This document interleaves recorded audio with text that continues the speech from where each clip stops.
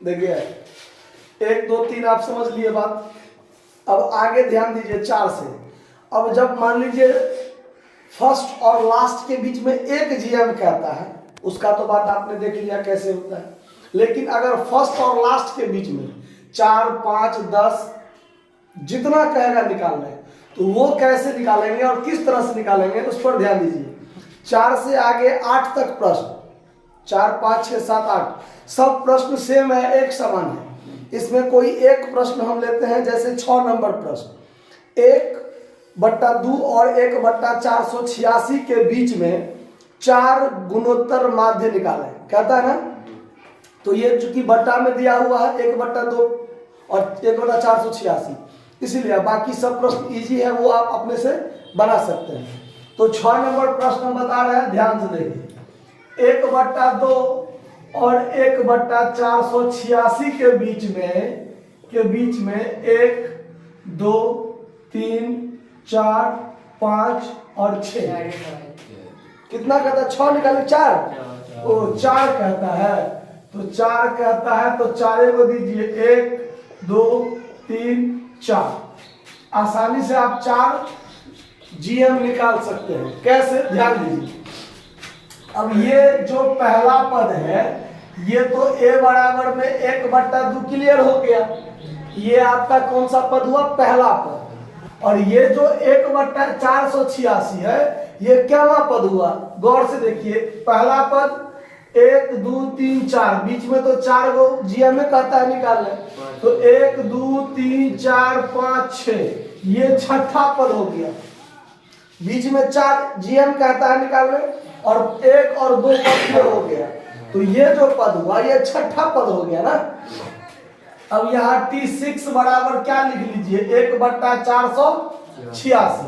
अब आप जानते हैं T6 बराबर AR के पावर क्या होता है? 5। T6 बराबर AR के पावर 5। तो AR के पावर 5 बराबर आपका क्या हो गया? 486। अब चूंकि A का मान आपको पहले से पता है, तो 1/2 इंटू R के पावर 5 बराबर में 1/486 होगा कि नहीं होगा? अब देखिए, अब ये नीचे में है, ये भी नीचे में है, तो इससे इसको आप आसानी से काट सकते हैं। नहीं, अगर आपको इस तरह से कंफ्यूजन होता है तो ऐसा कर लीजिए, R/5, R के पावर 5 बराबर ये 1/2 इधर किस चीज में है? गुना में, और इधर जाएगा तो किस चीज में हो जाएगा? भाग में। तो यहाँ जो आप भाग दे करके 1/2 रखिएगा, तो 1/486 भागा 1/2 कीजिएगा, तो भागा को गुना में बदल के इसको पलटा देते हैं, नहीं पलटते हैं। तो इसको हम डायरेक्ट लिख लेंगे गुने 2/1। अब ये 2 से इसको हम काटेंगे कि नहीं काटेंगे? तो ये हो जाएगा 243। मतलब R के पावर 5 बराबर 1/243। अब यहाँ देखिए, तो R के पावर 5 बराबर 1/3 के पावर 5 लिख सकते हैं कि नहीं लिख सकते हैं? 3 तिया 9 तिया 27 तिया 81 तिया 243। तो 1/3 के पावर क्या लिख सकते हैं? 5 लिख सकते हैं। तो अब ये 5 और ये 5 बराबर है, इसका मतलब R बराबर क्या होगा? 1/3।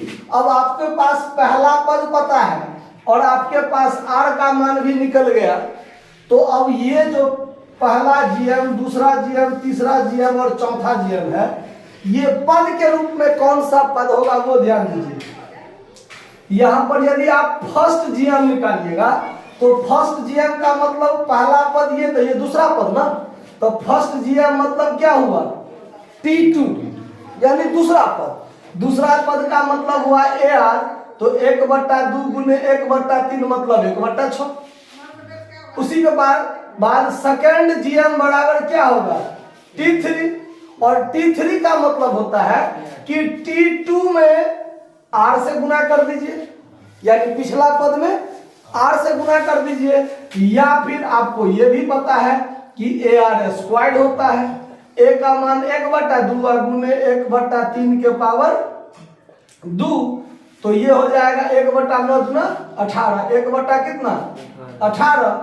थर्ड जीएम निकालिएगा, मतलब T4, तो AR के पावर 3 मतलब 1/2 गुने 1/3 के पावर 3, तो ये हो जाएगा 1/54।